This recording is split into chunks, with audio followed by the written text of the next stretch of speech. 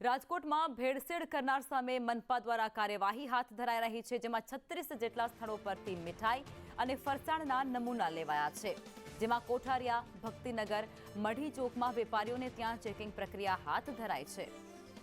સંવાદદાતા મયુર જોડાઈ ચૂક્યા છે, વધુ વિગતો આપશે। મયુર, હવે રાજકોટમાં પણ આરોગ્ય વિભાગ સતર્ક બન્યું છે, ફૂડ એન્ડ ડ્રગ વિભાગ તપાસ હાથ ધરી રહ્યું છે।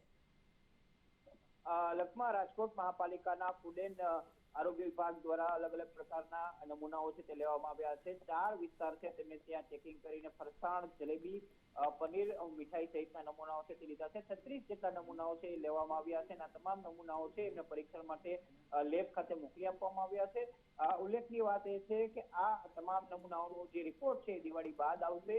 હાલ છેલ્લા 1 મહિનાથી જેટલી પણ નમૂના લેવાની કામગીરી છે તેમના રિપોર્ટ માટેની રાહ જોવાઈ રહી છે।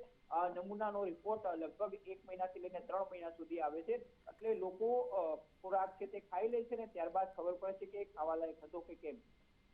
જી મયુર, આભાર।